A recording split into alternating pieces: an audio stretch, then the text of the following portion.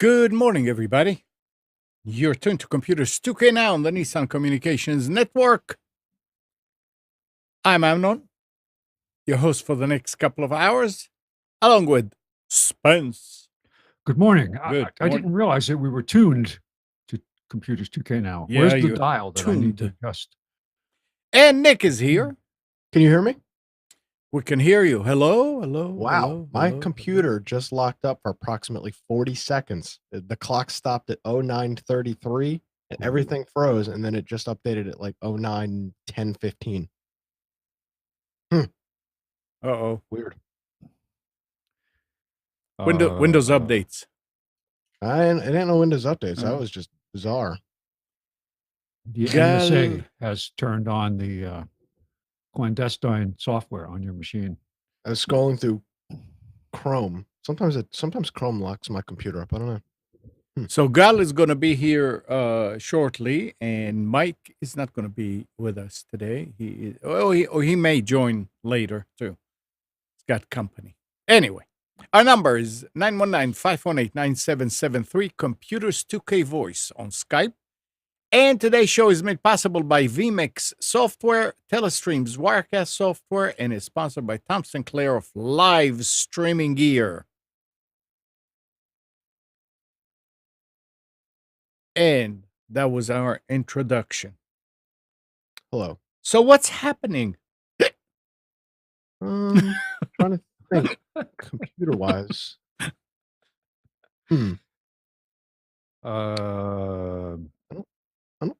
Spence, Okay, you're in Alaska, Spence. Before the earthquake.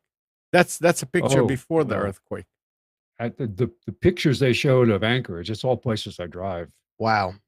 I mean, at the ramp, the Minnesota Street ramp, on the way to Palmer, the Glen Highway, the Parks Highway, it's all places I drive back and forth on.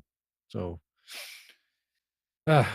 I wonder how they rebuild that stuff. Like, how do you rebuild a road that's broken into 100 little pieces? Well, they break it into small pieces, and you take it, put it in a truck, you haul it away, and then they put in new. What do they call it? Aggregate. Build up the road again and repave it. But the buildings, it's a testimony to the construction techniques they've used since the 64 earthquake. The 64 earthquake in Anchorage was 9.2 on the Richter scale. It was the largest earthquake in North American history. The only larger one was in South America. And it just, I said, people who were there said the earthquake lasted almost 5 minutes. This one lasted about 45 seconds. But the longer the earthquake, the likelihood of it being more intense. But the 64 earthquake, people were sitting on the ground. They said the ground waved like a flag, literally. What year was that? It's 1964. Good Friday. About that. Good Friday, 1964. This is when they had the big tsunami down in Prince William Sound. It wiped out Valdez and a couple other places, Cordova and other places got hit by tsunami. Holy smokes. I'm looking at a picture right here. It looks like a whole main street of a town is just gone. Yeah, from the 64 earthquake. Yeah. Incredible. The pictures, it changed the level of land all around the Anchorage area changed. There are some places you drive by where there are houses that were on dry land. The ground dropped 3 or 4 feet or rose 2 or 3 feet. So there are the shells of old houses still sitting there from where the ground dropped, and now it's a swamp. Huh. Yeah. Well, you know what? When you have two tectonic plates collide right along the shoreline there, I'm it just happens. glad it didn't happen while you were there. Now, I was in a couple of smaller earthquakes while I was there. 4 point somethings. But it yeah, didn't I mess think up it would any have road. been terrifying.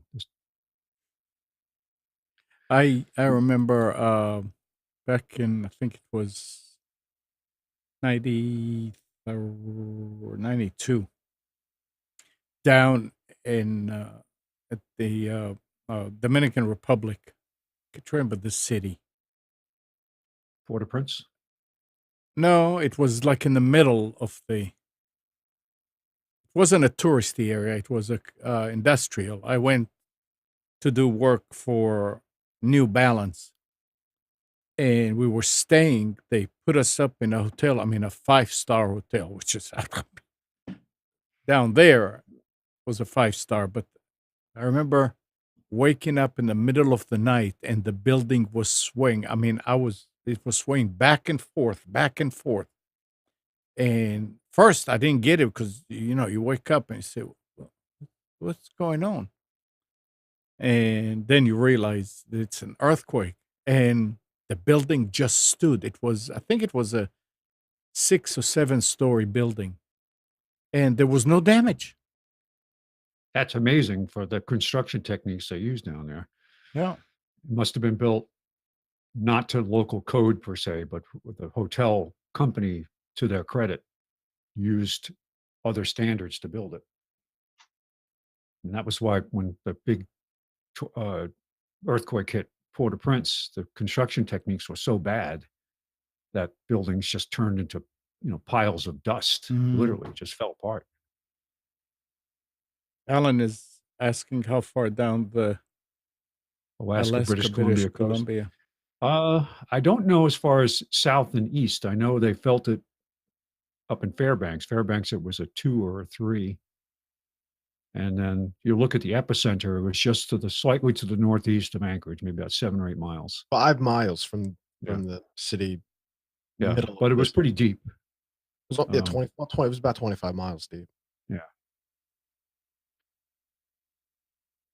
The problem with the faults up there's 2 different kinds of faults. There's faults that are just literally two parallel lines that shift, and there are faults that kind of slide up and over each other.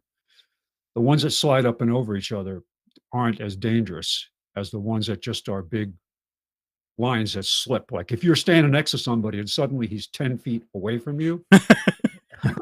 Either you smell bad or. Well, I mean, it's like in a second, the whole land, 2 points can shift in a straight line. And those are where tremendous amounts of energy gets released really quick. The ones that are sliding up and over each other are, they don't tend to build up as much before they go. Whereas the ones that are side by side can wait, and then just release an enormous amount of energy very quickly. So that's the kind of faults you see a lot of in the whole Aleutian Island chain is developed because of the where the North American plate and the Pacific plate contact each other, and the Pacific plate is moving north and collides the North American plate right there and slides underneath. It's the loser. It's the one that doesn't. They both hit each other, and then the Pacific plate is the one that's getting pushed underneath the North American plate, and that's what causes all the issue. Friction creates molten rock and causes these hotspot volcanoes to pop up, and just tremendous forces going on all the time. That's what creates all those mountain ranges, like 7 mountain ranges right there from the Alaska coast inland, that are moving like waves. They get pushed up because the 2 land masses collide, and then the stuff that's on the surface gets all scrunched up and pushed up and creates these mountain ranges. So a lot of the mountain ranges there are still growing. They're rising measurable distances every year. Did anybody die? I haven't heard. I haven't said there was some injuries, but I haven't heard anything about deaths yet. Yeah, neither did I. So that's a good sign. Yeah. Which is, I mean, kind of surprising when you see the pictures.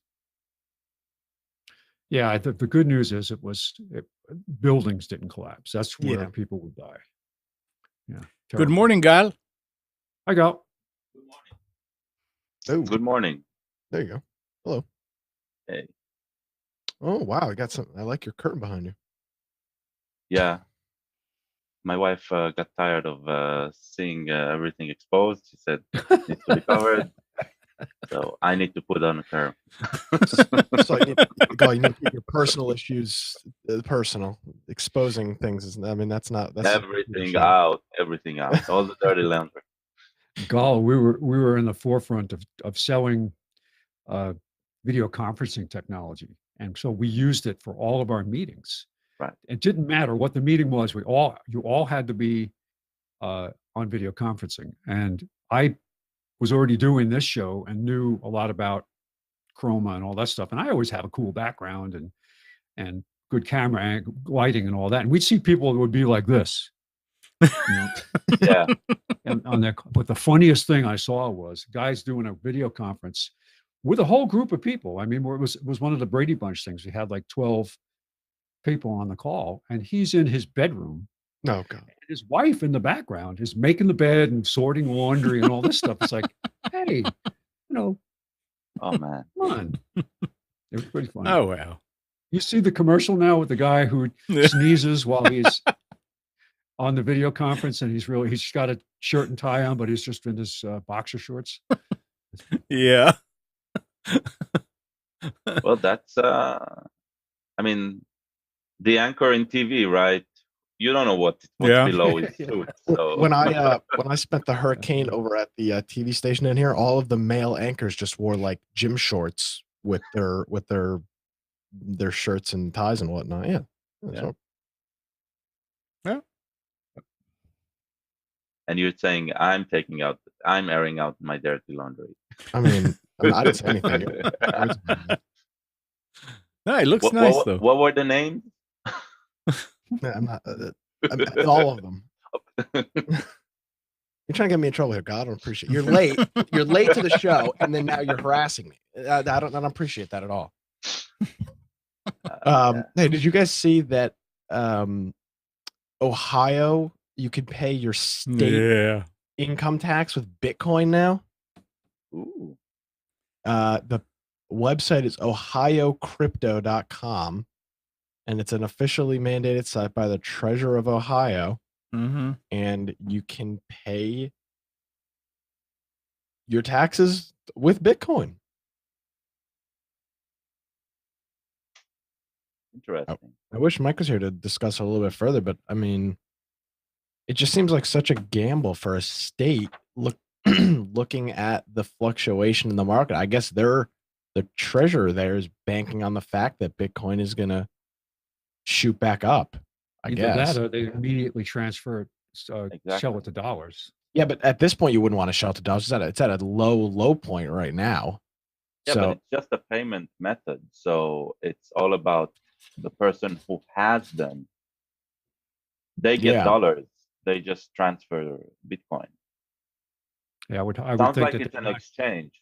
It's also it's a .com, right? So it's probably an exchange. It's not a government entity that's doing it. It's a third party that's doing it for them, probably. No, this is this site is from the Office of the Ohio Treasurer. I mean, this is.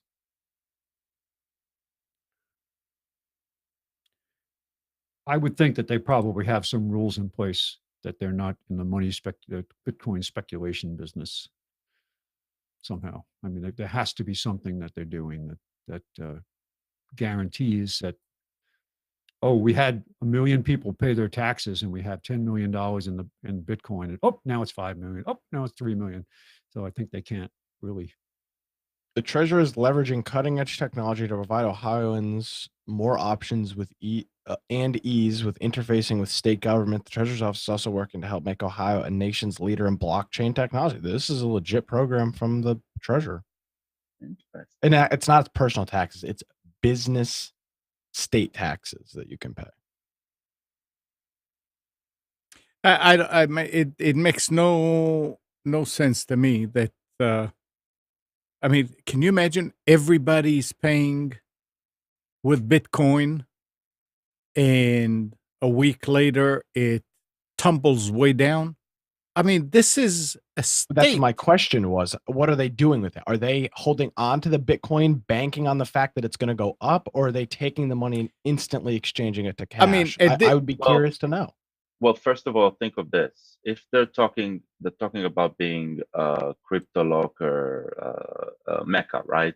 Mhm. So if they're talking about that, so they expect businesses who work in Bitcoin to pay their taxes in Bitcoin.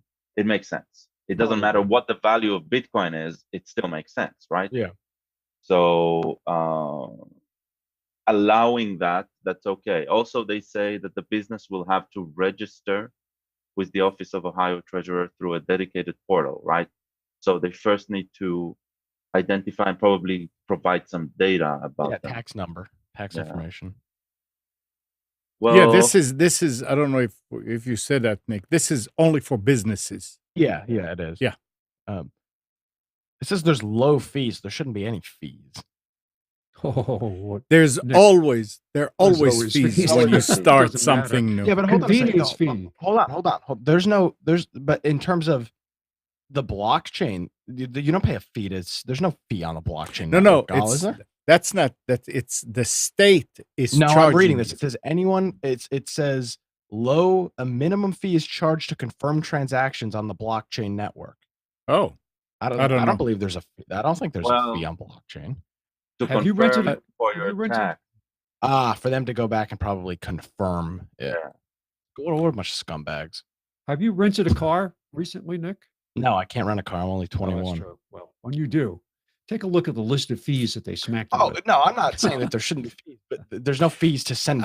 Spence, I want to send you a it's the- Bitcoin. There's no fee. No, it doesn't matter. They can recover money by, they'll have the convenience fee. Yeah. Well, for whose convenience? Uh, Yeah, the- it's our convenience as the state government that we can just take money away from you because you're not from around here because you're renting a car. So Another one of their bullet point options are transparency. Anyone can view all transactions on the blockchain network, and you can pay on your phone. Wow, this seems stupid. the thing that with the fees, I remember in the early stages of being able to get your bank statement electronically, they charge you a fee to do that. And as time went on, it actually went the other way around. That they say, okay, if you want to get a paper statement, it's going to cost you more, but the electronic, it's not going to cost you anything, so you'll be saving money. It's always when something is new, they tag fees on it. And, but, you're talking about changing it to cash right away. From what I read all along about cryptocurrency is if it's worth $1,000 and you want to go and convert it, you do not get $1,000. That's true because It's there a are lot fees to less. convert. Yeah, well, there are fees No. to convert. Yes, which I understand. Yeah, it was at the time I remember it was something when I was reading back then it was like 2,000 and something, and they said that if you want, first of all, not every currency allows you to transfer it, and there was one of them that you could transfer your Bitcoins to, and they will do the exchange. And from 2,000 something, it was like 1,400.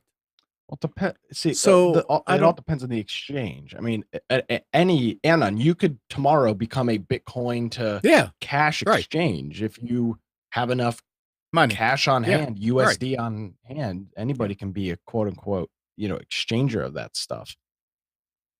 So, I don't know. I just think it's interesting. It doesn't seem to make any sense, but Well, Merle is going to be able, and now Steve is going to be able to pay with yeah, but this is Bitcoin. business tax, not personal Yeah. taxes. Personal Yes, taxes, true. I think, would It's kind true. of be interesting. Yeah. Because I think you'd have maybe more people, more techie people would be interested. So, OHCrypto.com. Yep. Ohio Crypto. 919-518-9773. Computers 2K voice on Skype. Remember a few weeks ago, whatever it was, we were talking with MIXCDER, the headphones. Mhm. Well, if you want to buy it, the price is normally $60, $59.99, but they have a holiday discount for $39.99 from November 27th to December 25th with coupon code. So if you want to buy it from Amazon, and Nick, if you don't mind typing in what I'm saying. Yep.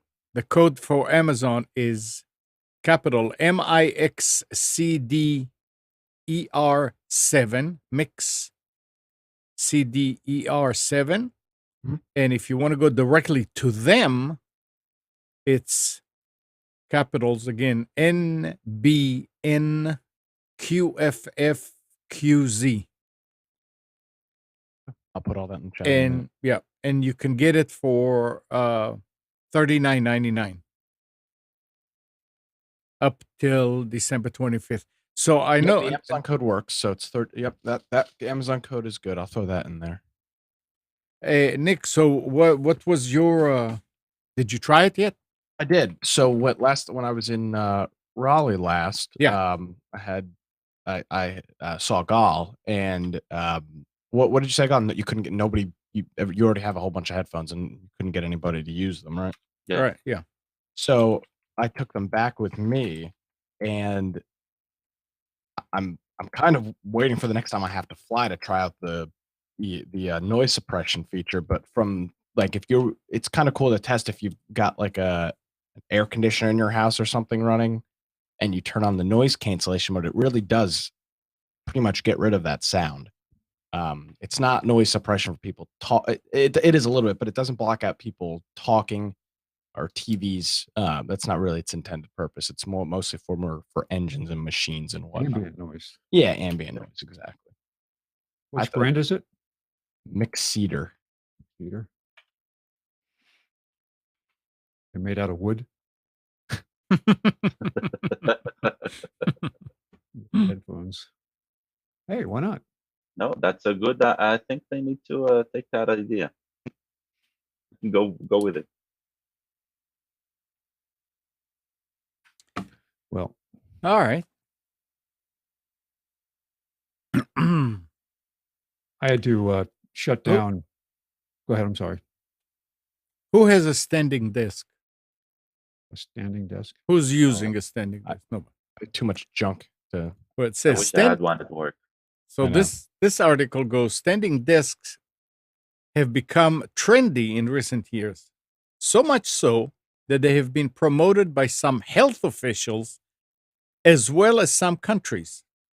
Research, however, suggests that warnings about sitting at work are overblown and that standing desks are overrated as a way to improve health.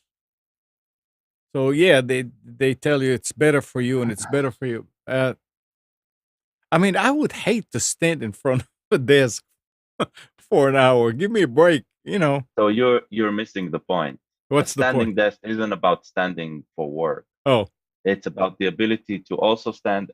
A standing desk is usually a desk that can go up and down. So you can either sit or stand. yeah. You're not canceling sitting, and you're probably still going to sit most of the day. Okay? But the idea about standing is there are times where you will be more effective if you can stand. If you need to move, if you want to keep some, I don't know, some beat, something. Well, So just from a health perspective, it's better to stand up.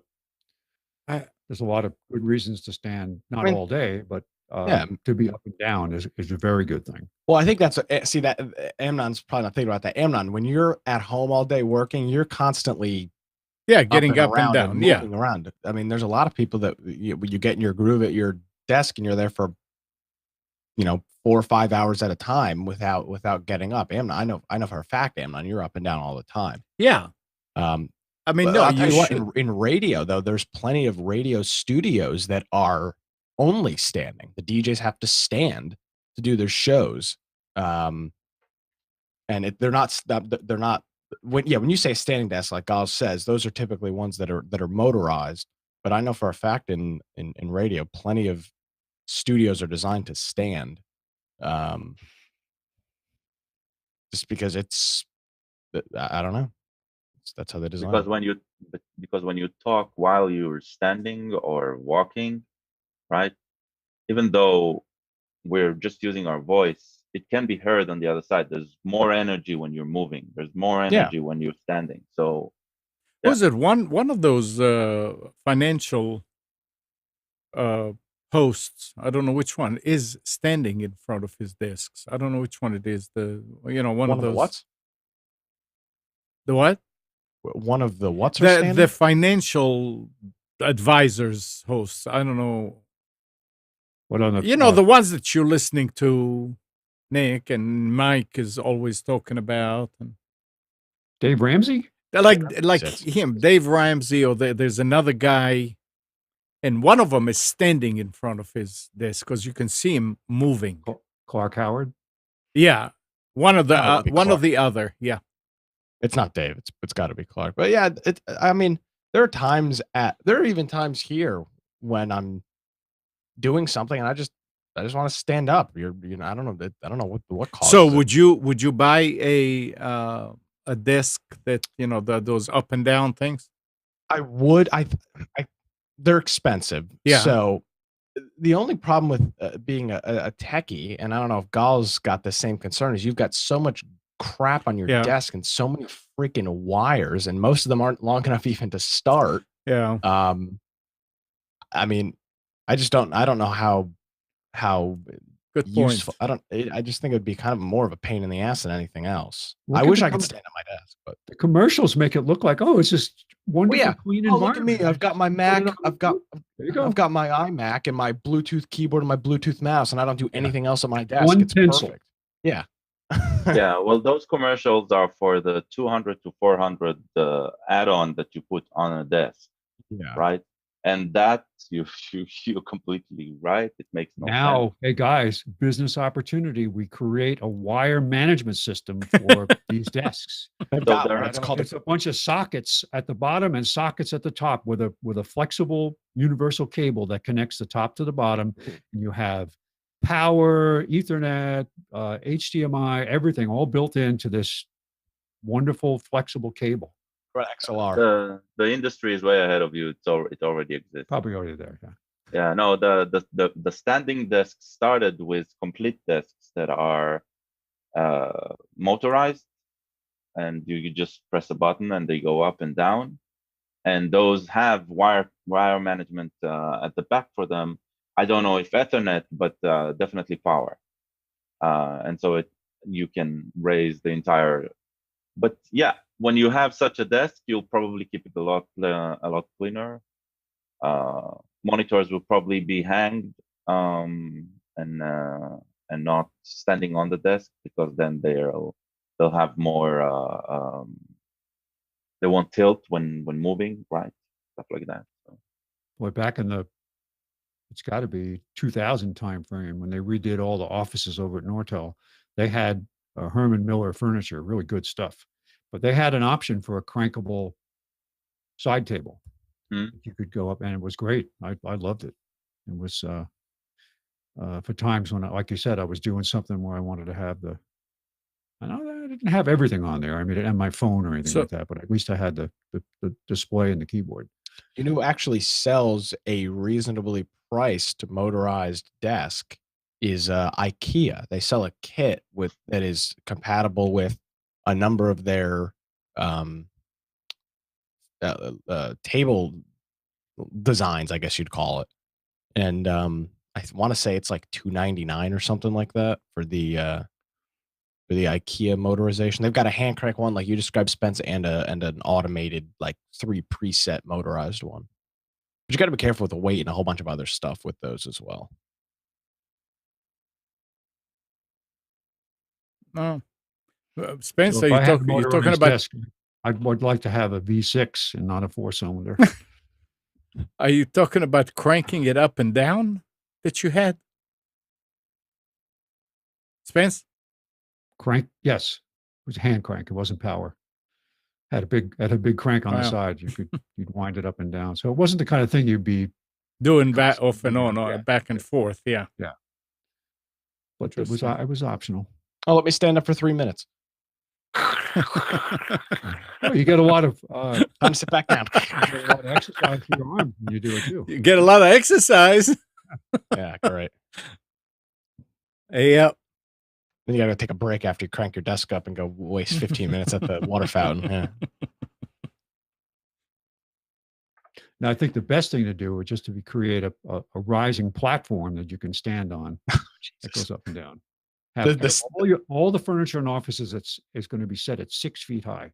The office tiles move. And then you go up and down. That's all. I like it. So this week, Ron, my system administrator, sent me an email and was saying, "Are you familiar with this site?" And it was that, "Have I been pawned? Have you been pawned?" or whatever the name of it is. And he said that they had one of his passwords on that site. So I went looking. I couldn't see any passwords, but it told me that it found my email in 8 different breaches. And some of them, I don't even know what they are. Now, it had, funny you should say that they just updated it, Spence, exploit. They said that they found it in exploit breach. They found it in LinkedIn, which I knew about. The other ones, I said, what? I've never been on a site like that, and especially not with a username and password. The only thing I can think of is that these companies are exchanging username, password databases, or that they are buying. Like a breach happens and they can buy a whole bunch of them, they buy them. Otherwise, I have no idea how it will end up on databases or on sites that no idea how. I would think that I would remember being there, but it's nice. You put your email address and it tells you whether your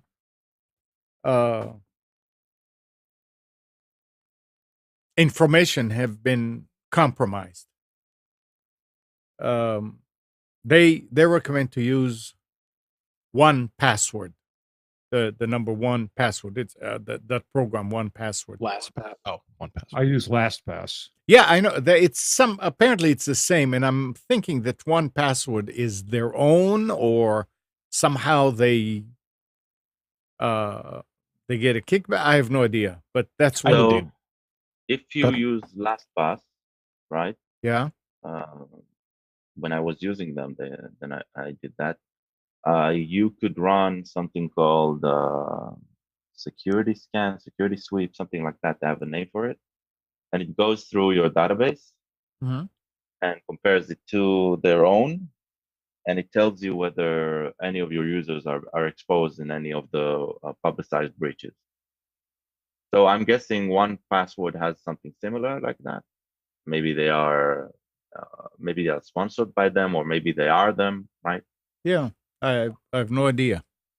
One of the things that bothers me with, especially when you have mistrust of technology, in situation like this, is that you need to put your credentials, your details there. You're providing a piece of information about you just to see if you have been breached, right? So what makes sure that they will never be breached? That's my problem. Right. About.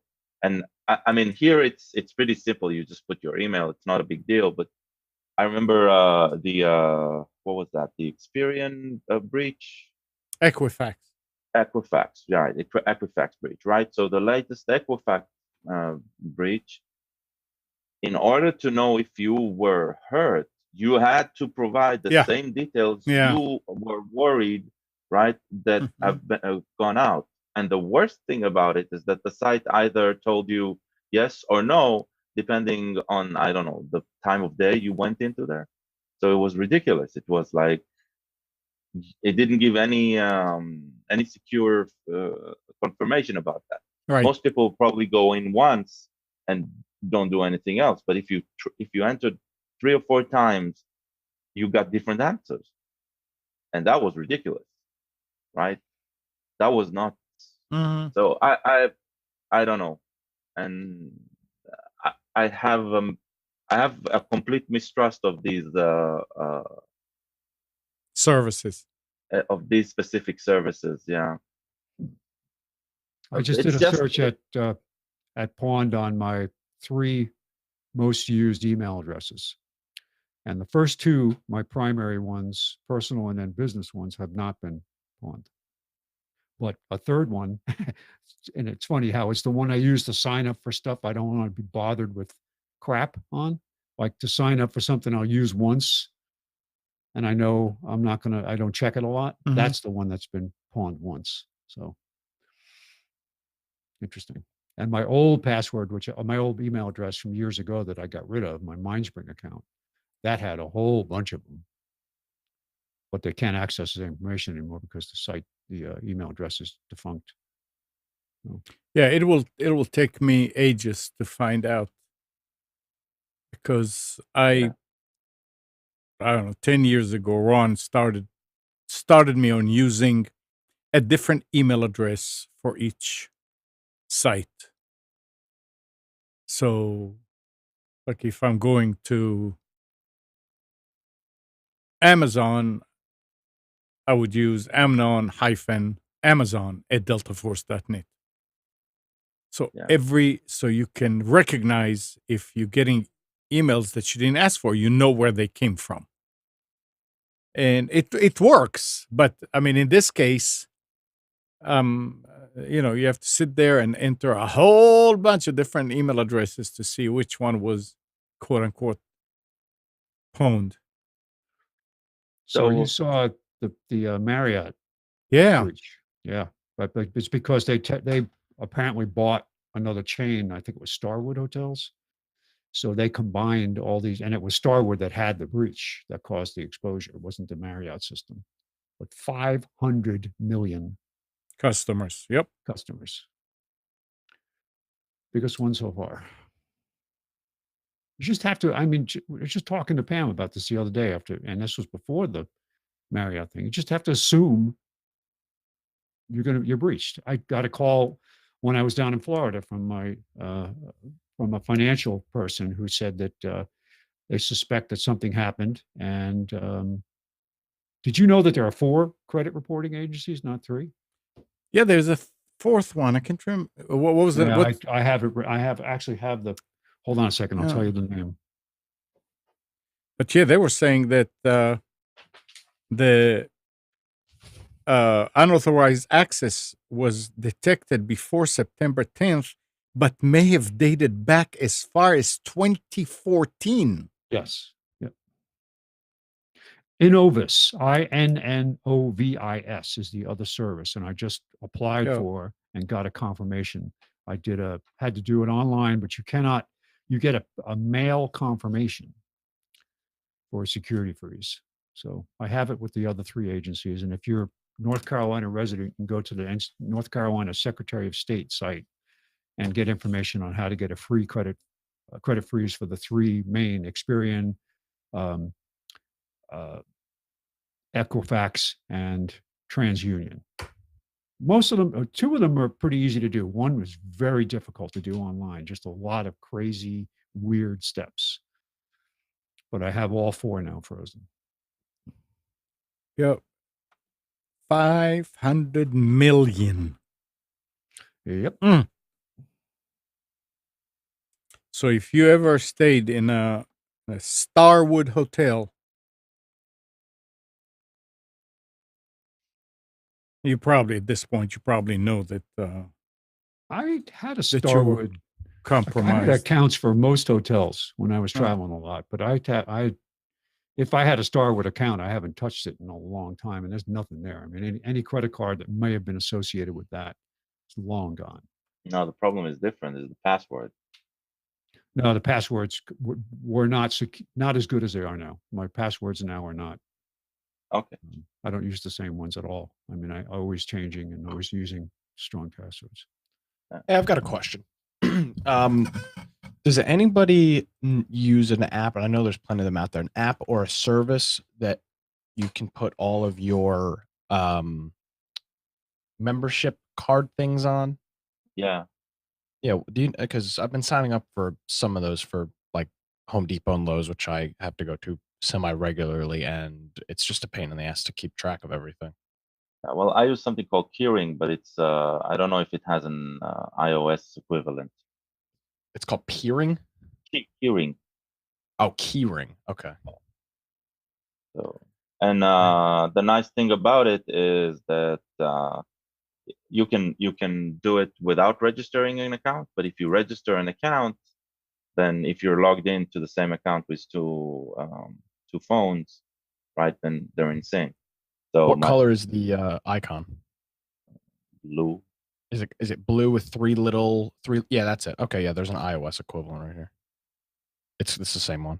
Cool. Yeah, it works pretty good. Excellent. Cool. Thank you. But don't you have it built in? I mean, Apple have their own. Yeah, they've got that wallet thing built in, but it's I don't like using it because it puts everything in one big list, and I don't like how it looks. Okay. One thing I was really hoping that it will have is when I launch it, that it'll check my location and pop up the barcode. Oh, I couldn't find it. I don't think it does that, but it does have some location-based recommendation of coupons based on the membership you entered. But that would be sweet. That would be a sweet feature. I don't know why they don't have that. I mean, you should contact them. I'm not even sure if they've thought that would be the easiest thing in the world to do. Theoretically, yes. I don't know why. They've got a database of all of your cards and then a data. Well, maybe they have. database. They have a database of all locations for sure. I mean, even if they don't have, then they just buy into a Google Maps service account and they can get that information. It's not like yeah. And I use the wallet sometimes. Like I went to Chick-fil-A for lunch at some point over the week, and on the little device it says, swipe card, and you just lay your iPhone next to it and it prompts you for your fingerprint. Yeah. All right. Next, household bandwidth consumption is soaring thanks to video streaming, new data suggests. And American consumers are about to run face first into broadband usage limits and overage fees that critics say are unnecessary and anti-competitive. And the article went on to talk about the fact that with the 4K, it's unbelievable what the consumption is. And then I ran across another article down there. It says the Japanese broadcaster NHK is launching the world's first 8K TV channel with a special edition of 2001: A Space Odyssey. 8K! Jeez! I have some interesting information about 4K. Okay. You don't see 4K. So why do we want it? Well, because it's the next best thing. It's because the pixels are getting so small that they said the only people that can actually notice, or there's two issues. One is the size of the resolution and size of the pixels. Mm-hmm. The second one is the refresh rate. The refresh rate now, 60 is like passe. It's 120 or 240 hertz. Yeah. The problem is that you can't possibly recognize. Well, most people can't see 240. The only ones that can are people like fighter pilots who have outstanding vision, who might be able to see something appear on the screen in 1/240th of a second. That's how long it would be up there. Some people could notice that something was there, like a flash, but not be able to read it or recognize what it is. But the problem is that you just don't see in 4K. But they're moving to that technology now, and it's going to be the norm. They said that it's just you get to a point where you would not be able to tell the difference. There's a great YouTube video out there. There's a guy that does a whole series of technical talks, and he explains how where did the video format we have come from, 3x4, and all that, and that's based on the original telephones, the television standard, which is based on 35 millimeter film. And then there was standard definition and high definition and all the different explanations for what the size of the image is and letterbox and all these things. It was very good history of where all this stuff came from. But the point is that there really isn't an advantage. People aren't sitting at the right distance to even take advantage of 4K. But 4K, and there's not a lot of content out there yet, but now they're already, like you said, moving to 8K. So the only place that really makes a difference, he said, is in the video gaming. Video gaming is what drives all of this. It's not the home theater market. It is the video gaming market, and the refresh rates there have to be very high. But it's very specific. I'll find the webpage. I'll find the YouTube channel that has the great overview of this. I remember, you're talking about not being able to see certain things. And I remember in the early, probably mid to late 80s, when we were using RGB monitors, and the chip was like an 8 megahertz, and you could get something, it runs at 10 megahertz, and people wanted it because they didn't like the fact that you would type DIR and the display goes chinga chinga chinga chinga chinga chinga chinga chinga chinga chinga chinga chinga chinga chinga. And with the faster processor, it will go chicka chicka chicka chicka chicka chicka chicka chicka chicka. And it was a bunch more to get that. And you would ask people, said, can you really see that difference? That you want to pay that much more? But people just wanted it. And I think it's the same thing now. You see 4K, and 4K becomes, I don't think you can buy anything less than 4K these days. Oh, they still sell it. And they still sell 720 televisions. Oh, okay.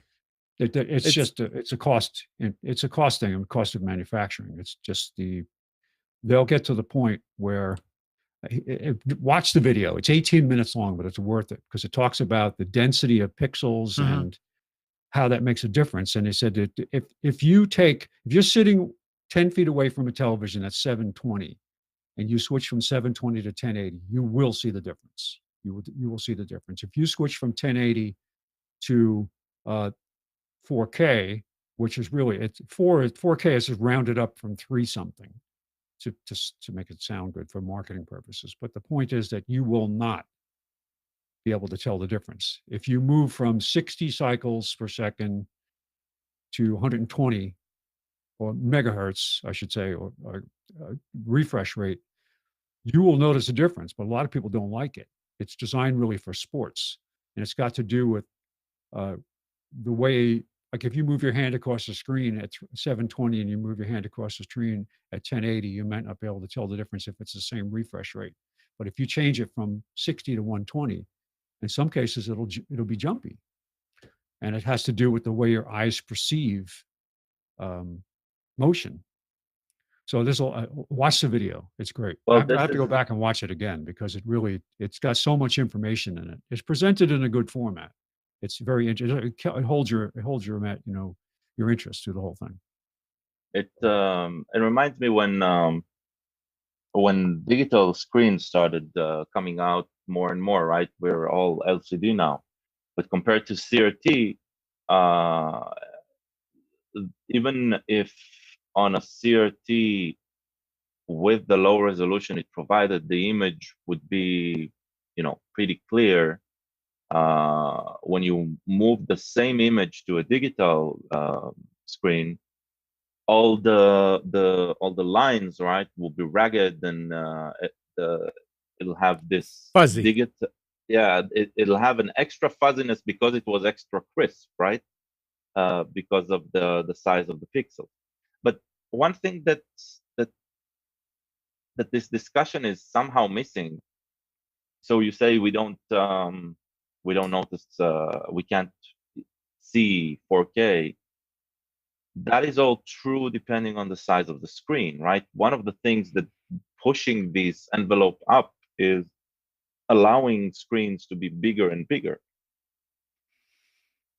So well, he explains in the video how it really the further you are from the television, the harder it will be for you to perceive. The pixels are so small that if you get farther away from the television, you can't even tell. The pixels are in a clump now that you can't even perceive. It's the same. I agree about that, but it's the same. Yeah, he also talks about the what they call the soap opera effect, which is the refresh rates. They've got them in a 240 refresh rates now that are a lot of people get headaches from it. They get motion sickness because it looks fake. I remember the first time I had a television, the Philips TV I have, which been moved upstairs when I replaced it with a newer television. It had 120 hertz. I kept it turned off because you would get certain scenes in a movie and you'd look and say, that looks fake. It looks like scenery. It doesn't look like a real room because the detail was too high and your brain gets overloaded with the detail. But was the content created with 120 hertz accounted for? I don't think it matters. I don't think it matters. I think that's where it comes. I mean, when something is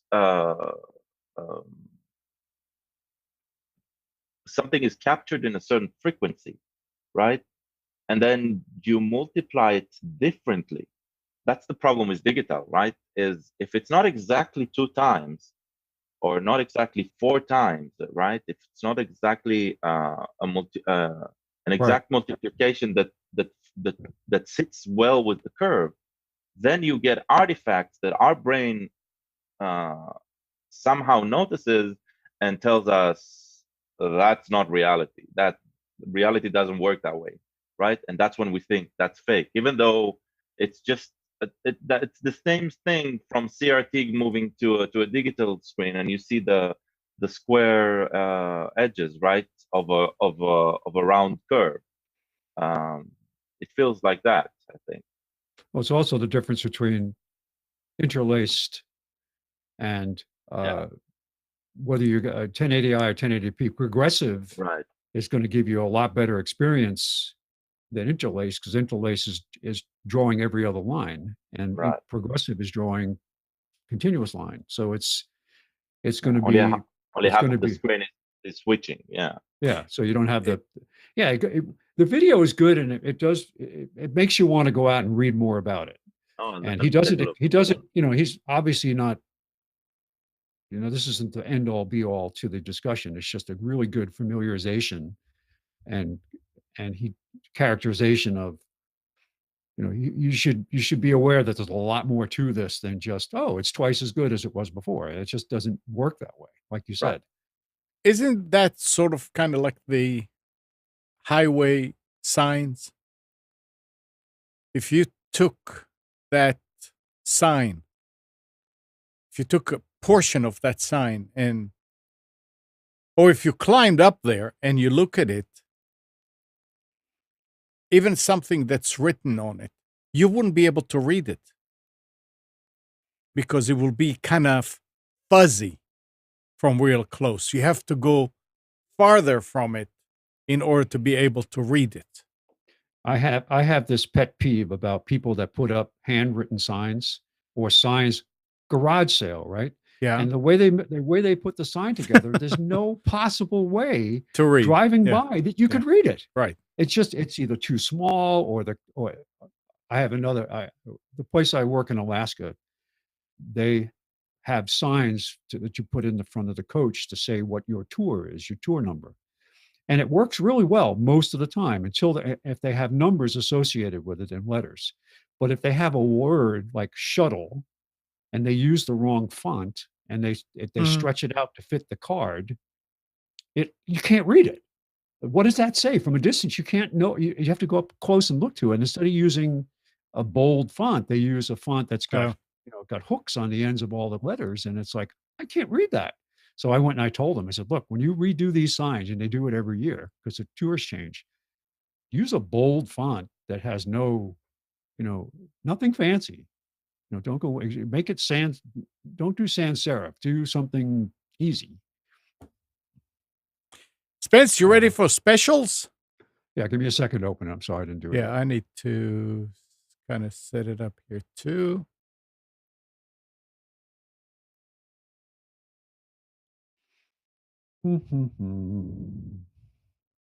Okay.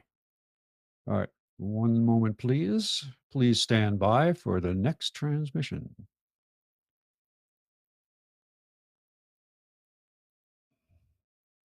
Well, I'm trying to open it. There we go. We tried, but we couldn't do it. What? How you stick my picture on those screens? I do that every week. I know. Yep. Well, you're Amnon. You are a household name. Yeah. I didn't say how many households have your household name, but you are a household name. Oh boy. Okay. All right. Oh, and I got a Commodore PET. That's pretty cool. I had the one of the original Commodore PETs that had the little chiclet keys and a green screen. Used to write programs on that. Like created which of these things is not like the other programs in BASIC for the kids? Oh boy. Oh well. All right. Did you ever play with the Sinclair Spectrum? Or you never got that over here in the States? The Sinclair Spectrum. Sinclair, yeah. Oh yeah. I remember. I never had a Sinclair, but I know I've seen it and played with it. Didn't you have a Sinclair, Amnon? No. And I remember a different name of the Sinclair. Yeah, it was Timex. Not Spectrum. I don't remember what it was. Maybe it was a different, Spectrum was the second generation. The first was the ZX or something. Yeah, it was the first generation was the really cheesy one that you could buy a kit and build it. And I think the Spectrum was like the next generation, kind of like going from the Commodore 64 to the Commodore 128 or something like that. Well, this one was either 16K or 48K. That's all. Ah, okay. But yeah, who would ever need more than 640K ever, according to Bill Gates? Right? Yeah, we need to Nick. We need to get you once, sit down and show you that old technology. I don't have that kind of time. I don't have that kind of free time. I still have my PC-1. It's actually I had it in an attic for years. I actually sitting in another room now on a shelf. But yep. I still have the TI-99 4A, but I don't have a monitor for it. It needs to have a composite. Composite. Well, the Spectrum was RF. I mean, you had to tune into the UHF channel it was broadcasting on. It was yeah. You would have an antenna line. Well, like videos, right? Remember videos, VCRs? You would hook them to the RF entry. Yeah. Well, let's hear about the specials. All right. Computers 2K Now specials for December 2nd, 2018. And as usual, after Black Friday, before Christmas, it's kind of never know what you're going to get. You don't necessarily get a good deal, so you really need to research this and look carefully. Black Friday, yes, you're going to see some amazing deals, and you will see some as we get closer to Christmas. And of course, after Christmas too, there'll be the clearance stuff. But beware. Don't just take the word for, oh, fabulous deal. Do some research on it too. But the good news is it makes you aware of prices. It makes you aware of what's out there. All right, starting with laptops. Best Buy has a Lenovo 15.6-inch laptop with a Ryzen 3, the new generation of AMD mobile processors. They did solve all the, well, not all of them. They've solved the known issues with Spectre and what was the other one, Amnon? The other exploit? Sure, I don't remember. You know what I'm talking about. Yeah, the ones that everybody had to scramble because all the chips were susceptible to it. So they had to go out and redesign either that or come up with firmware that helps get around it, but it takes a performance hit. Okay, so we've got an entry level, what is considered an entry level laptop. This is a 15.6-inch from Lenovo, 8 gig of memory, 1 terabyte hard drive. So that's not a slouch. $309.99. Now this is when you see these weird prices like $189.01. Usually is something behind that pricing structure. And if you go and do a search on that, like when you see a sale, it usually means something. Either it's a clearance item, a new item, something. There's some designation that the retailers use that it means something.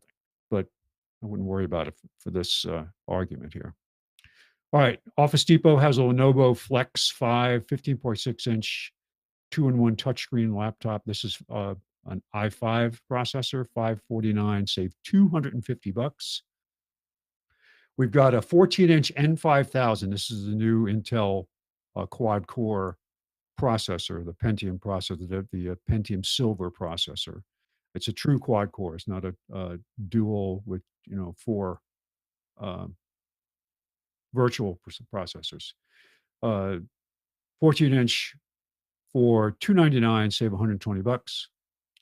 Desktops and all-in-ones we've got at Best Buy, HP Pavilion, AMD Ryzen 3, 8 gig of memory, 1 terabyte hard drive, $419.99, save $50. Office Depot has a HP Pavilion i7 for $639.99, save $160. Do not buy this one. Why? I'll talk about it later. Okay, because it's has it got to do with is this the one that you just recently had to take back? Uh-huh. Oh, the same machine? Twice. Oh, okay. I'll put a big red X through it and say, do Anyway, not buy this machine. Keep going. Consumer alert. Okay. Staples has a HP 23.8-inch all-in-one Intel Core i3 for $519, save $100. Tablets, some people would argue that a Kindle is not a tablet.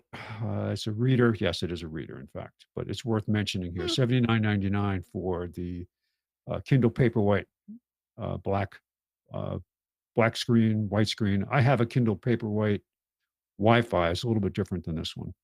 But if you're into Kindles and you haven't upgraded recently, these are really nice machines, good battery life, backlit.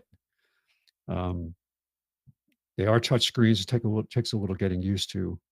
But these are really the gold standard of readers if you're into ebooks. So save $40.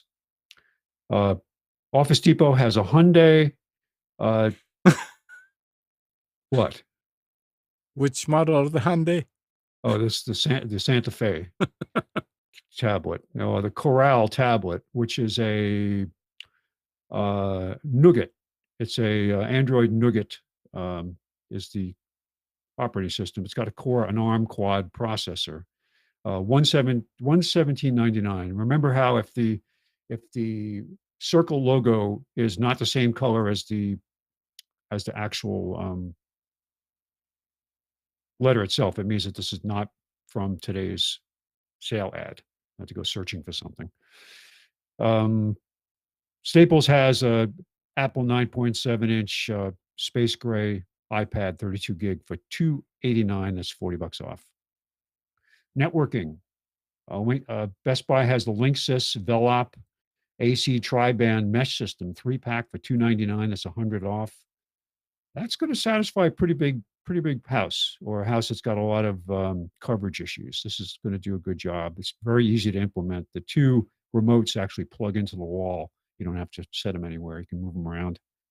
And the base station has to connect to your, with a physical cable to your router. Office Depot has a TP-Link AC1750 dual band Wi-Fi range extender. These are ones that are always highly rated. $69.99, save $20. Netgear at Staples for the Nighthawk X10 AD7200. This is the latest standard AD, not AC. Right. For $399.99. Now you get the price is up there, but if you need this functionality, if you need to have multiple streaming technology for high data content, video, for example, this is the way you want to go. But you have to keep in mind that you need a corresponding adapter in your device that can take advantage of these technologies. So be careful when you buy. And you'll see later, I've got to actually have an adapter for desktops. That's a dual band AC adapter, which is what you need if you want to connect to get the full advantage of what your router can do. This is for a desktop. Okay, so $339.99, save $50. $399.99, I'm sorry. Storage. This is a unique device. This is the Samsung solid state drive, but it's on a PCI Express slot in your machine. So if you have space issues or you have a PCI Express slot in a laptop, you can actually add this as a extension. This is a 500 gig device, $119.99, save $30. It is a very specific application, but it could solve a problem for you. That's a lot of storage, 500 gig. You can get the USB plug-in, hiding plug-in flash drives, but this is going to be a lot faster and a lot more storage. So good price. Office Depot Office Max has a SanDisk Ultra 32 gig SD card.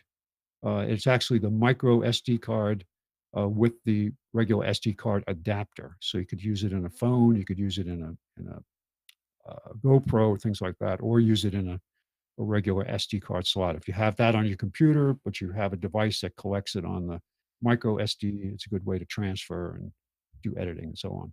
So it's $12.99, which is $27 off the regular price. Samsung solid state drive at Staples. This is I don't remember what the size of this was. I apologize. I think it was a 320. No, 860 EVO, that's 500. 500. Okay, 500. That's right. You're right. It's a 500. So, yeah, 500. If you're doing a lot of video collection and all that stuff, you might.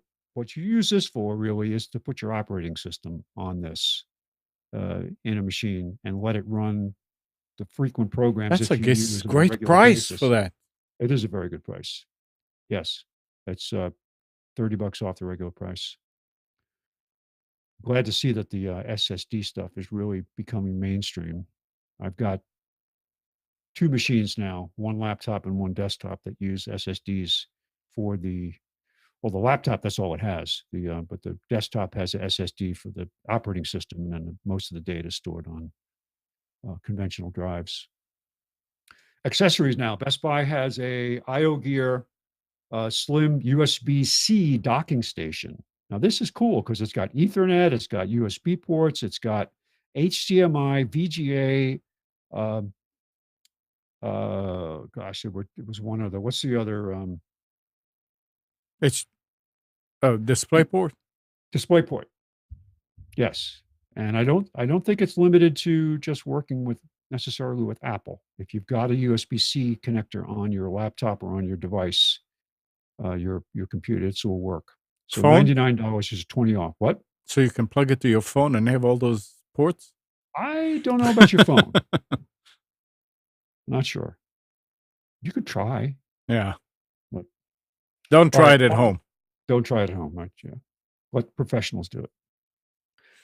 Office Depot Office Max has a Logitech MK550. This is a high-end Wave keyboard for $44.99, $35 off. So if you've been waiting to buy a high functionality, lots of programmable keys on this thing, Really nice ergonomics, high quality. Here you go. This has got, of course, the also has the wireless mouse to go with it. And then if you want to get the low end side of Logitech, you've got at Staples the MK235 USB wireless optical keyboard for $14.99, which is half price, $15 off. All right, monitors and multimedia. We have Best Buy an LG 24-inch IPS FHD FreeSync monitor for $109. That's $90 off the regular price. Office Depot has a LG 32-inch FHD monitor IPS for $169.99, $30 off. And Staples has a 23.8-inch Acer monitor for $89.99. That's $10 off. Printer scanners. Best Buy has an Epson Expression Home wireless all-in-one printer, $49.99, half price, save $50. Office Depot has one of my favorite machines here is this Brother monochrome laser all-in-one. This is typically the price you see it. Occasionally, you'll see it a little cheaper than this. But it is a printer scanner fax copier, a monochrome laser printer for $129.99, save $30. And another sign that the color lasers are coming down in price. Brother color laser, single function color laser for $199, save $50. That's at Staples. Home automation and security. Motorola video baby monitor with 3.5-inch screen, $89.99, save $10. This has a lot of neat features on it. The camera makes it look like it might be remotely controlled. It is not. It's just manually controlled. You can control the angle. But it does have a talk back feature. You can hear and also talk through the camera. And it has a temperature sensor. So if you have this in the where the baby is, you can actually monitor the temperature in the room, which is kind of neat. Has a bunch of other features, but could be used for other things. If you have pets, you just want an easy way to monitor. Now, of course, this monitoring, the device does not work outside the home. It's on the same network. So it has to be used in the home, but it would be an easy way to monitor. Amnon, the next time you have a baby. I was going to say, the next time you have a cow that's about to have a foal, you can set it up in the barn so that you'll be able to keep an eye on it while you're in the house. All set. Office Depot here. Again, I had to go searching on Office Depot. They didn't really have any home automation security stuff on their ad. But I did notice this new device from Philips Hue, and I don't know whether people will go out and make a big deal out of this. It could be the way. I didn't see what the actual underside of this pendant light looks like, but it does have all the same functions of one of the Philips Hue color changing bulbs, but it's $349. Again, this is really hard to tell by this picture as to whether this would be something that you would spend this much money on, but it does all of the same things that the Philips Hue system does. Warm white, harsh light, colors, all that stuff. Programmable, fits into the Hue system. It could be really cool, and I didn't get an idea from this about what the size was, but I thought I'd throw it up here if people are into the Philips stuff and are looking for a purpose-made light. They have a couple of different kinds now. Purpose-made, a lamp, I think, too, that's got a light built in. So obviously you can't change the bulb. Staples has an Amazon Cloud Cam indoor security camera for $119.99. The prices have dropped. I won't say it's a sale, but the prices have come down a little bit across the board. All right, but wait, there's more. We've got Altec Lansing Evolution 2 Bluetooth headphones. What about that Amazon thing? I said Amazon Cloud Cam. Okay. Yeah. That's all. I mean, because I'm reading some stuff in there. And all right, keep going. Yeah. Altec Lansing Bluetooth headphones for $39.99. That's 10 off at Staples. They've got a device called the Action Tech My Wireless TV2. This is an HDMI wireless extender, transmitter and receiver. So that if you have an issue with having lots of cables, or you've got a TV up on a wall somewhere that has no way to easily bring cables up to it, this is a way for you to extend your HDMI from your device, your whatever's producing the HDMI signal, cable box, whatever, up to your television. $149.99, save $30. Now, this has got to be the busiest video game accessory I have ever seen. Is Nick still there? Yeah. Nick, check this out. I'm still. Does this have enough controls on it for you? Yeah, these are actually very common. There's a couple of pretty popular games. One of them being a game called Elite Dangerous, which is like a space. When I say space game, I think that gets lost in the simplicity of the term. But yeah, that's exactly what you'd buy this for. You've got a landing gears and boosters and a whole bunch of other stuff that you have to use. Wow. But it's pretty amazing. I mean, the most complicated one I had was a joystick Mhm. that had maybe 5 or 6 different controls on it. Plus, it had a feedback feature, so it was a shaker stick. It would Oh, yeah. actually- yeah. So it was pretty cool. I Had a have it little- somewhere up in the attic. I haven't used it. Got a rumble stick in it. Yeah, rumble stick. But yeah, look at this thing. Thrustmaster video game accessory Ferrari wheel add-on. $190.99 at Office Depot. Yeah, you don't typically. These aren't typical for driving games, at least in my experience. They're more flying games. Yeah. Yeah, which is great. I used to have a yoke and rudder pedals for Flight Simulator, which was awesome. But the had a lot of had a trim control and but it was pretty rudimentary. But it was still great for flying. It was really helped me when I was taking my pilot's training with instrument flying. Okay, so I've got a stark comparison here between these two next items at Best Buy. Their most expensive television, the 75-inch OLED Samsung television for $3,499. Now, what would this have cost just 2 or 3 years ago? This television probably would have been $15,000. Hold on. That's not OLED. That's QLED. QLED. I'm sorry. And QLED is such a scam. So A scam? Why is it so expensive? That's the scam. QLED, it's just a different type of backlit LEDs. There's something so it's better not- about the backlit. It's not like OLED then, where it's actually no LED, and I'm telling you, this is a marketing ploy just so people will think they're buying OLED, because look how they style the Q. It's definitely an O with just a smidge instead of something that is really, really distinguished from the OLED. This is like, I hate this. It's like, and they price it pretty much like an OLED. And So, yeah. I put these here because I doubt I would ever come close to buying the one on the left, the expensive one. Yeah. But the cheapest one they have is a 19-inch Insignia for $59.99, $20 off, which is something I would actually buy. I have a similar television on my desk on a swing arm that I use for when I'm sitting at my desk working. I have a cable box attached to it, so I used to use it for trade shows when I go to trade shows, because I liked having the fact that I could show all different kinds of inputs: HDMI, VGA, composite, and it was a good way for me to not have to bring multiple monitors to do demos. There was something else this week about TV, talking about those expensive TV that now everybody's looking for, and they advertise is the HDR.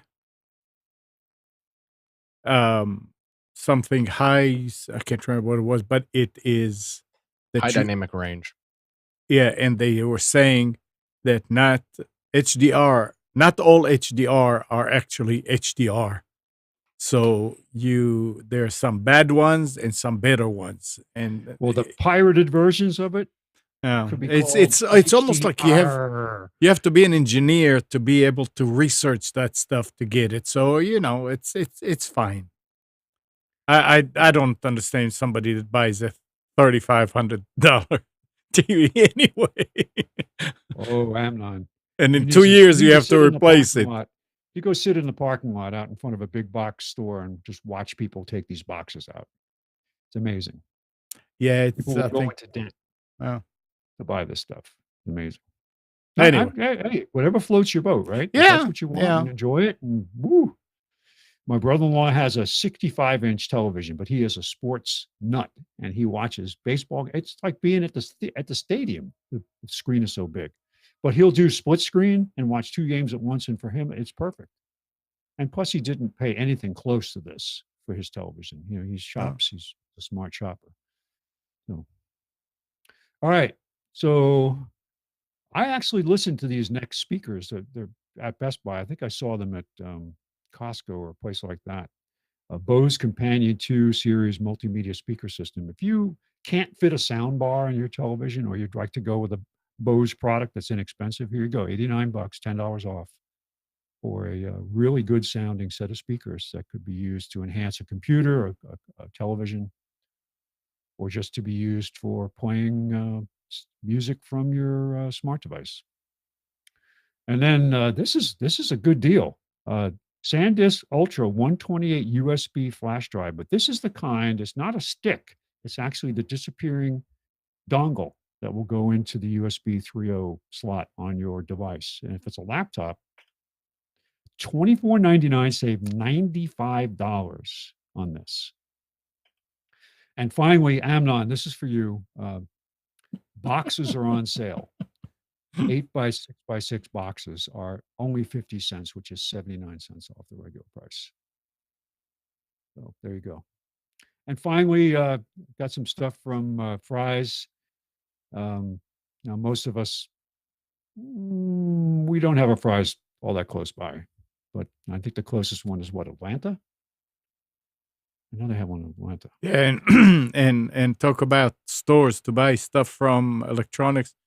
We don't have anything but the big stores left here because Intrex is going out of business too. Who is? Intrex. Oh, they are? Yep. Oh, well, yeah, every time I've been in there, the store's always been empty. So, yeah. What is it? Video killed the radio star. Now it's Amazon killed the retail store. I guess. Yeah. All right. But Fry's has a 450 VA battery backup for $36. That's $13.99 off. They have a 4 terabyte desktop surveillance drive. Now, this would mainly be used when you've got to have And a continuous DVR. video recording, an NVR. If I have an NVR in my security system, my video camera system. So I bought a NVR drive to work because it's constantly recording 24/7 every day. Mm-hmm. So this is the kind of drive you want to use, one that's rated as a surveillance drive. So this is actually a very good price for a 4 terabyte drive just alone. Yep. But it's $109. That's $30 off. 2 SanDisk SSD drives here. We've got a 240 gig for $43, and we've got a 480 gig for $72. So again, if you want to host your operating system on a solid state drive and put your applications, or put some of your applications on solid state and the rest on the conventional drive, here's an inexpensive way to do it. If you have an old laptop that needs a new drive and you just want to use it for web browsing, you want to speed it up a lot, it's also a very good way to do it. What's the difference between this drive and the 500 gigabyte drive you? Oh, the other one, earlier? the one I mentioned before is just the way it connects. One is PCI Express and this is SATA. So the other one was just an interesting way, if you don't have an extra place to put it, you can fit it into that PCI Express slot and give yourself a 500 gig SSD. I thought you had one that it's actually just a regular SSD. Maybe I'm I wrong. did have another one. Yeah, there was another one back here. That was There. That's Samsung. Samsung Oops. drive. Yeah. Oops. There. Yep. And we've got here's that card I mentioned before, a TP-Link PCI Express Wi-Fi adapter that will let you take advantage of dual band. You can bind those 2 bands together in some cases. High speed throughput. It says Wi-Fi speeds 867 meg on 5 gigahertz or 400 meg on 2.4 gigahertz. So this is some impressive stuff. But this is the kind of card you would need to take advantage of one of the more expensive AC routers. $29.99, $10 off the regular price. And finally, this is for you, Amnon, to cut your way out of those nasty situations you get into with customers. With all those wires connected to the back That's of right. a PC. You go in there and a person wants you to work on something. I've run into this. I've gone to work on something. And it's like I try. It is just a jungle. I said, how am I supposed to work on this? I can't even tell what wire goes where. So And here's it the comes solution. with a sheath. The what? It comes with what? With the sheath, it has. Oh yeah, it does. It's safe. I have a funny story. I managed a bunch of guys locally here at one time, and I was moving on to another job. I was going back into a corporate job, and they had a lunch for me at a sports bar over in Durham. And the guy came in, and he actually he brought it in a bag, but he took it out on the table. He gave me a machete as a gift. He said, "Here, this is to deal with all those corporate people." And I'm like, "Oh crap!" I said, "Steve, you got to put this away. Don't take it out of the bag. We're in a restaurant."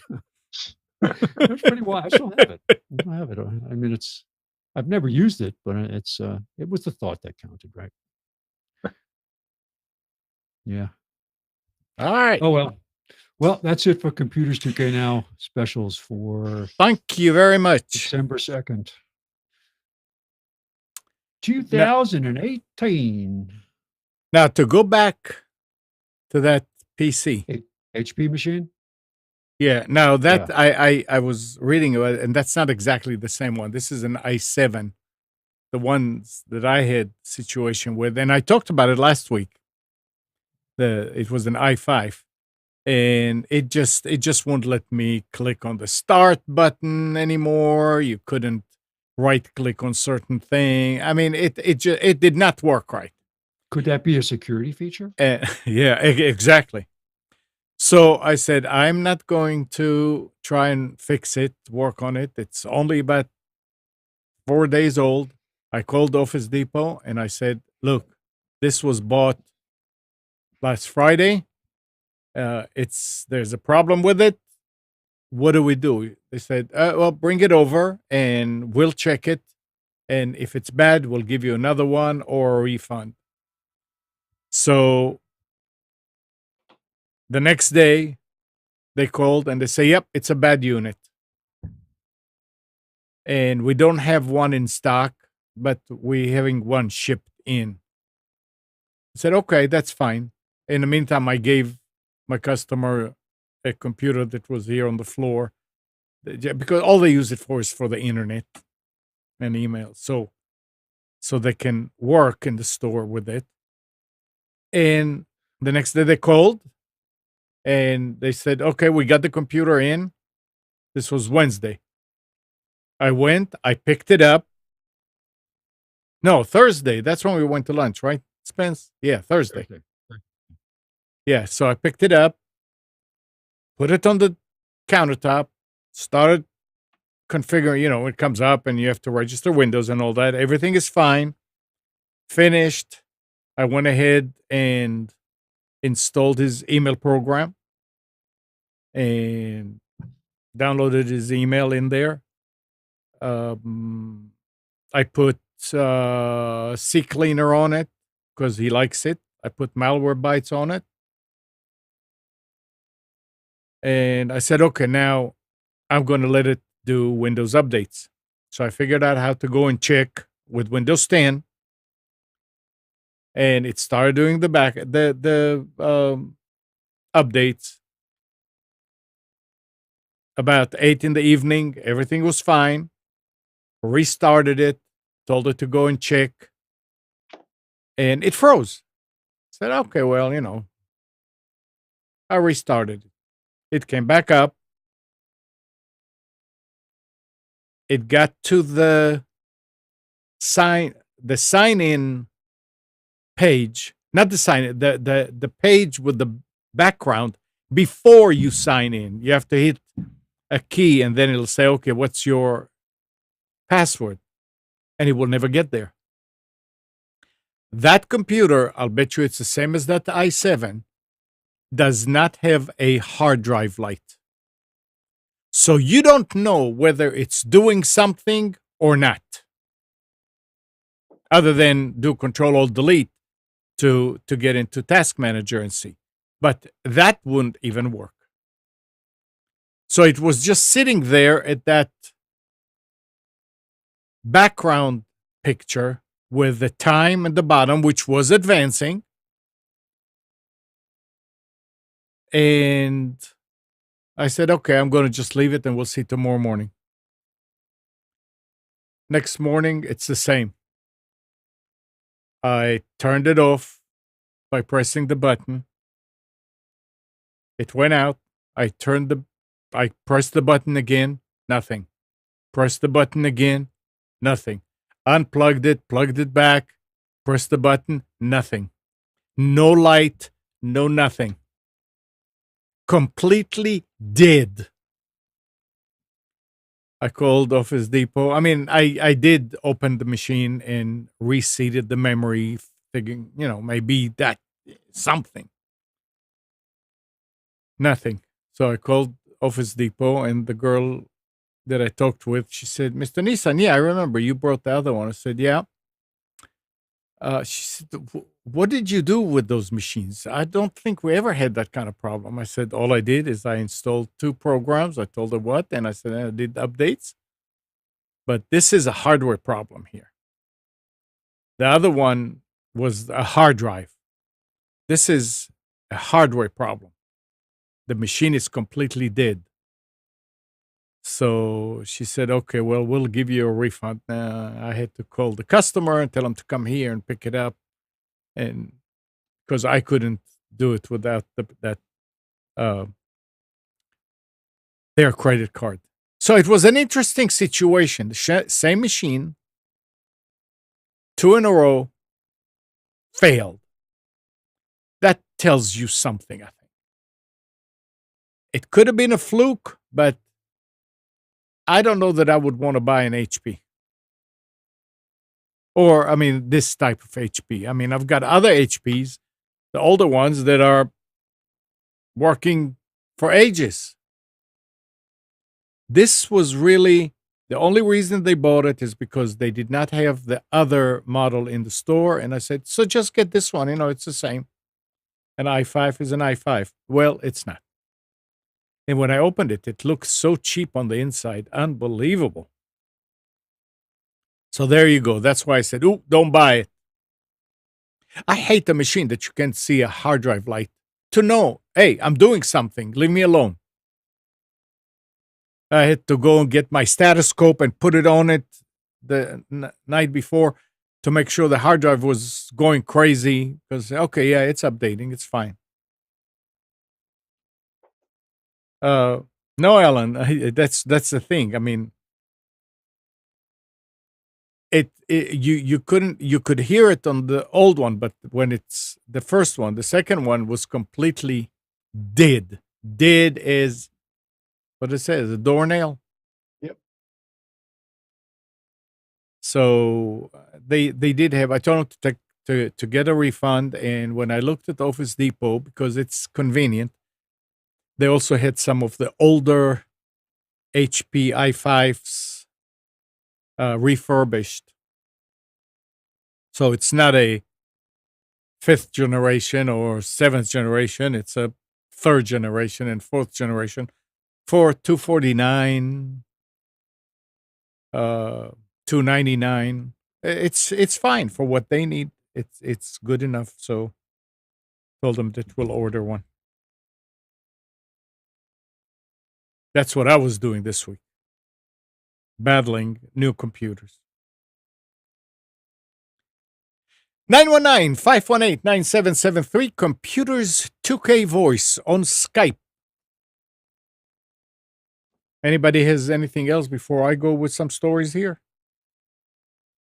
So, Nick, I was, the only time I heard that name was in the podcasting because of headphones and microphones. Microsoft has issued a security advisory this week warning that 2 applications accidentally installed 2 root certificates on users' computers and then leaked the private keys for all. The software developer mistake means that malicious third party can extract the private key from the two applications and use them to issue forged certificates to spoof legitimate websites and software publishers for years to come. The two applications are Head Setup and Head Setup Pro, both developed by the German audio hardware company Sennheiser. Ah, yes, Sennheiser. The software is used to set up and manage soft phones, software apps for making telephone calls via the internet and a computer without needing an actual physical telephone.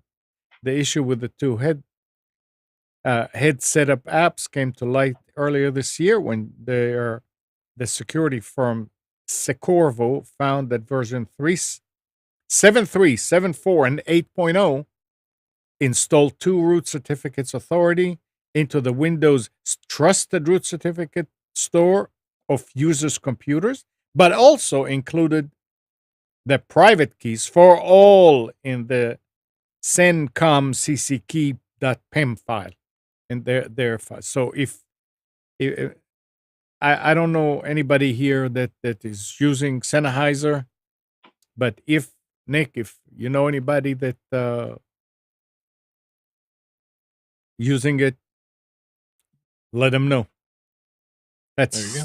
That's it's really kind of weird to talk about something negative about Sennheiser when they were always, high quality and everything else. Now, did you do the new Windows update? When was the most recent patch Tuesday? That's the 18.290 for insiders. I don't know when it was. for No. insiders. I have everything delayed. So it says the report about Windows 10 build 18.290 for insiders, which comes with a number of improvements and additions. The most noticeable change is to the Start menu, which gets a touch of fluent design, making it look more attractive. Wow. Icons have also been added to the Power and User menus. The Search and Cortana areas have been given a bit of a cleanup as well.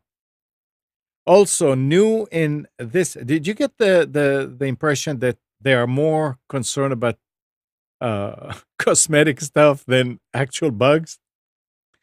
Also new in this build is the option in the date and time settings that will let you manually synchronize your clock with the time server.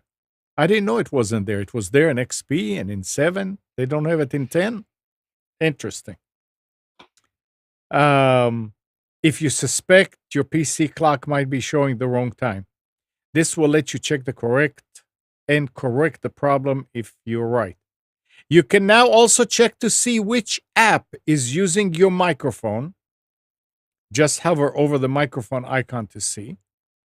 And when your PC has an update that requires a reboot, you'll now be informed via an orange window update indicator in the system tray. I have a question about the microphone thing. You can follow what app is listening. Can you tell what agency is listening? That comes with that will probably be with I'll tell you. There's yeah. 3 letters in their name. Yeah. Well, this, yeah. So I wonder when this is going to hit, because we'll have another patch Tuesday. It should be the 4th, next right? week. So it's the first Tuesday of every month. Or is it the 2nd? Okay, so the 11th. Yeah, next week. Yeah. When I came back from being away, I got whammied with Acronis did a full backup. At the same time, I got the latest feature update and something else. All 3 happened at the same time, so my machine was essentially unusable. Well, and I did a backup of this machine over here this week using that software that Nick told me about. Mm. Aomi. Naomi. What a pleasure. Tell you, man. Unbelievable. Free. Nothing better than not having to make installation media. And I mean, frankly, I don't have a CD drive on my computer because I just don't need one. What's it called?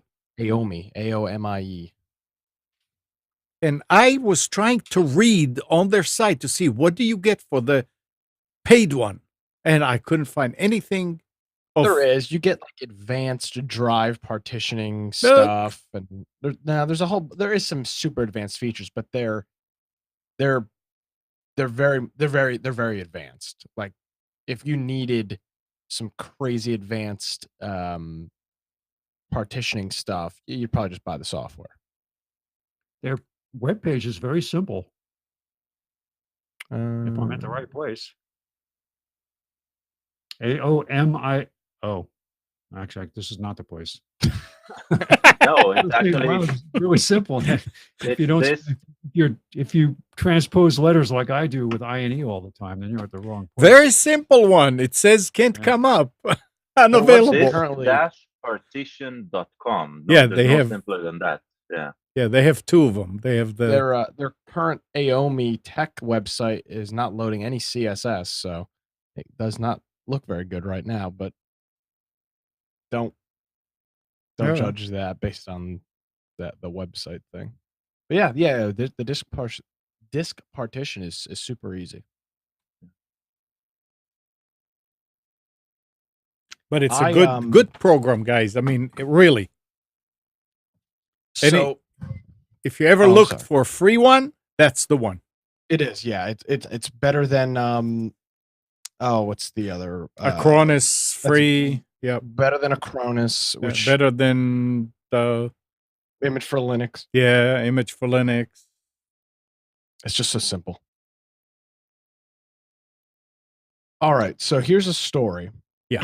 And we've talked about this numerous times, specifically in regards to GAB.ai and them being unable to get an app approved on the iOS and Google Play Store. Right. Fortunately, if you've got an Android phone, you can sideload an APK, which is APK is their application file. It's like an exe on a computer. You can sideload an APK and use the app in its intended functionality. Same thing with InfoWars. Their app was recently banned from the iOS and Google Play Store. You can sideload it on Android. It's not even sideloading; it's just installing it. So the Supreme Court is finally hearing a case on a lawsuit from 2011, an antitrust lawsuit against the Apple Store. And the lawsuit alleges that Apple created a monopoly by only allowing apps to be sold through its first-party app store, according to the suit. And they only started hearing arguments late last week, but according to this reporter, the justices seem to be leaning in favor of the consumers and not Apple. So we could potentially be looking at in the coming months or probably coming years, that Apple would have to be required to allow you to side load. I mean, they'll find some way to block it, but side load applications onto iOS devices, which and a part of it as well is their crazy commissions that they charge these app developers who sell their apps for 99 cents. Apple takes like 70% of it. So we'll see. Maybe Apple's stepped in a little too much here, and the Supreme Court may come back and slap them. I mean, there's some precedent, obviously, with the Internet Explorer case and Microsoft, right? So we'll see. Did you see the email update that came out from GAB? About? Yeah. Just talked about the current state of things and how they still have not been able to find a credit card processor. Oh, yeah. That one. Yes, I did. Well, actually, that's not true. They can find a credit card processor, but the banks are now blocking their transactions. Right. The big banks are blocking their transactions, which is unprecedented. I've never seen a situation where even, I mean, Amnon, how long you been in the web site stuff, domain hosting? since 90, 95, 93. Okay, so- 1895? So 25 years you've been Yeah. doing this. Yeah. And have you ever seen a situation No. in which in which registrars refused to host a domain? No. In 25 years of, I mean, it's crazy. You know, nobody's ever seen anything like it. It's never happened before. It's nuts. They're afraid of something. Well, they're afraid that somebody will take up the cause against them and include them in their phony baloney attacks. Did you see the Laura Loomer story this past I week? did see the Laura Loomer She story, chained yeah. herself to one of the Google headquarters buildings. Twitter in front, headquarters in New York. and she put the sign up over the doorway showing how Farrakhan said all this stuff and he wasn't banned on Twitter. I said this, which wasn't even me saying it, was me saying what somebody else said, and you banned me. Yeah. There's a lot of controversy around her. Oh, she's a little on the protest. whack outside, but She's a whack outside. But again, this is the same thing we talked about with Alex Jones a couple of months ago. It doesn't matter how wacky she is. And exactly. She can put up there, which it doesn't matter what the rest of the background is. Here's what happened. I did this. You did this. He did this. You didn't do it. And as we'd expect, people on both sides are trash talking her, which is not helpful to the argument. Now, Neil deGrasse Tyson has been hit with a sexual harassment and rape charges. Yep, a little Me Too for Neil. I wonder what's going to happen with that. That'll be interesting to see. Oh boy, it's amazing. He'll have to go on. He'll have to go on. What's his name show? Bill Maher's show, and explain it in a very scientific way, so we will all just forget about it, because he's got a degree in mechanical engineering, makes him a space expert. The only space he's an expert on is the vacant space between his ears. Yeah, so that's where outer space is. He's a smart guy. I mean, but he's just, man, you're using your knowledge and power the wrong way. He's an arrogant a-hole. Yep. We're live. Hello. Yep. Now, a new study from a Finnish research firm, Rewheel, has found that U.S. wireless consumers pay some of the highest prices for mobile data in the developed world. The mobile data market in the U.S. has the 5th most expensive price per gigabyte smartphone plans among developed nations, and was the most expensive for mobile data overall. That's coming from Motherboard. We're paying the most for mobile data. I went over last month. It was $30, $15 per gigabyte. I went over 2 gigs. Amazing. $15 per gigabyte. Yeah. The plan itself is like $60, less than $50 a phone, I think. Mm-hmm. Something $60 a phone, something like that. They charge $15 per extra gigabyte. It's outrageous, but what are you going to do? There was something about this here. And home automation, Spence. Yes. Lowe's has something called they have what do they call it? I saw that. Anyway, giant home improvement retailer Lowe's is giving up on the smart home market. The company announced its difficult decision to exit the home automation market, and it's seeking a buyer for its Iris Smart. Did you ever hear of that? Yes. Yeah, that's their in-house brand. Yep. They had some of the stores had an effort recently where they put in a little specialized sales kiosk just for home automation stuff. Yeah. Nobody was ever in it. And you go in the store and they have stuff on the shelves and it's covered with dust. It's like it doesn't get a lot of. God, I see you nodding your head. It's just, yeah, I've seen that.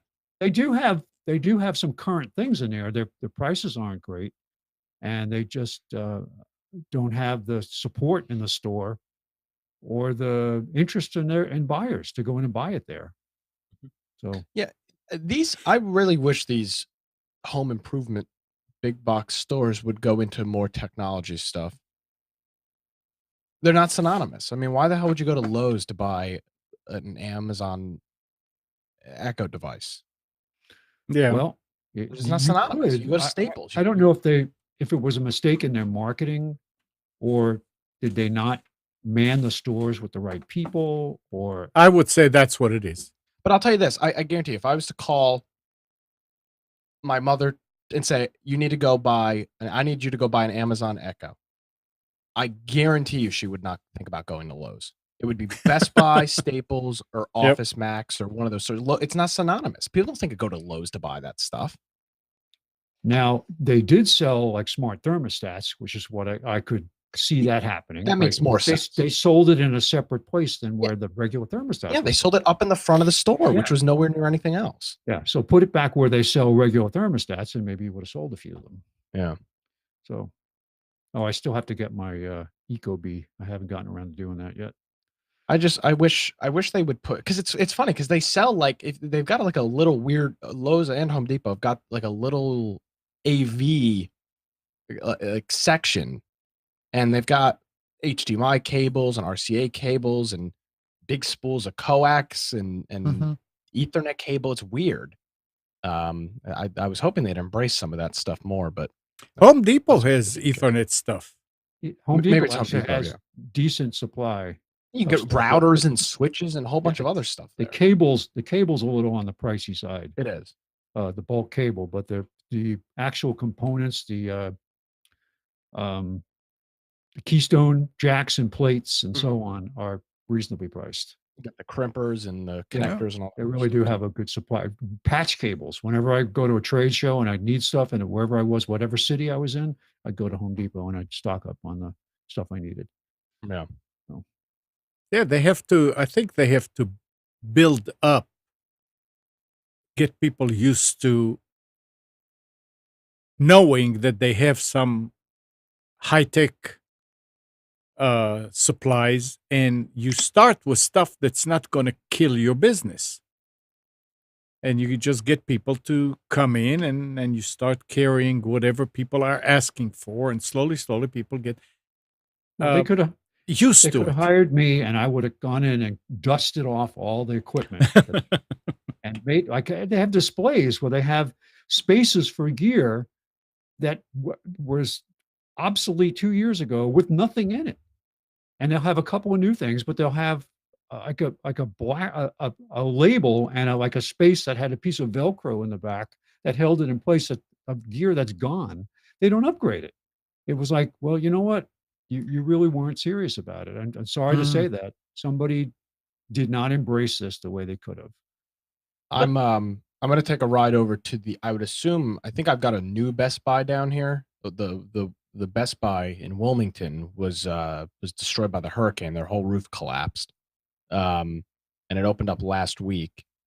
I'm going to head by there today. I'm curious, and now that it's a new store, I would imagine all the product was damaged. Or they got all new product. I'm wondering if how they've changed the layout of that store, and because they actually do sell, specifically for gamers, they do actually have a decent supply of keyboards and mice and stuff like that you really cannot find anywhere else. Best Buy is the only place that sells it. Office Max and Staples don't sell, Razer or Corsair RGB keyboards and mice, and even webcams and microphones and stuff like that. But I'm still waiting for somebody to have a parts cabinet.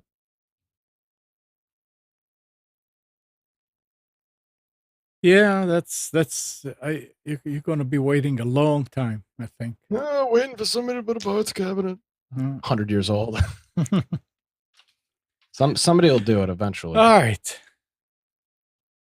Anything else before we sign off?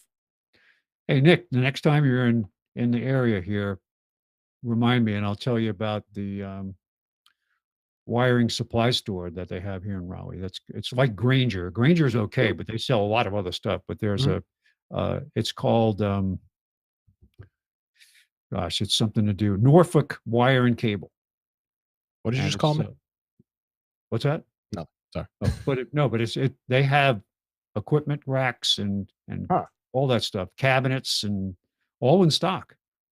And bulk cable connectors, but they cater to both the networking and to the multimedia home entertainment space. So they have all that stuff in their showroom. It's right off of Atlantic Avenue. It's up on the Beltway, right by where the Habitat for Humanity is. Yeah, I'll have you take me by there. Yeah, It's a cool place. Those places are far and few in between. Yeah, I didn't know they were there. I stumbled over it, and I was buying stuff to do an installation, and I was very happy. The prices were great. Wow. And I needed a wall mount swing out rack to complete this job, and they had it. So it was great. They had it in stock? Yeah. That's pretty impressive. So one more thing is some developer with the Linux project suggested that it had something to do with being decent and all that, because they had some problems lately. He said, we need to swap the F word with hug. Hugs? Hug. So, like, what the hug? Hug you. I'll give that one a try. It was. Yeah. I like it. It's a piece of news. What? I like it. You'll be marching down the street yelling, hug, hug, hug, and somebody will hit you in the back of the head with I'll hug you. baseball bat. Okay, here's your hug. Whack. And I'm going to send you a very strong worded letter in the mail. It's going to have many hugs in it. So be prepared for that. All right. So that's it for today, huh? Yep. Go hug yourself. Yep. It already worked. That's great. Good, Nick. Yeah, I'm funny. That's great. All right. Well, thanks, Nick. Yep. Thank you. Thanks, Spence. Oh, Mike never showed up. Never mind. And thanks, Gal. And good morning, Kathy, Hannah, Nabil, Mac, Norm, Katie, and Donna. Thanks, everybody, for tuning to Computers 2K Now. We hope you enjoyed and maybe learned something from our time together. Remember to practice safe computing. Back up your hard drive and update your virus scanner. We'll be back here next Sunday at 9, but you can always reach us at computers2know.com. Tonight at 7, Nick, you doing the show? Yes, sir. Yeah, okay. So tonight at 7, Nick Craig hosts Against the Norm. And at 9, Mike Phillips hosts The Crypto Culture Show. Both are on Wilmington's Big Talker, 106.7 FM. And you can always listen to it on tune in. And if you don't know how to get there, the link is right up there in the menu on the left, under links. See you next week, everybody.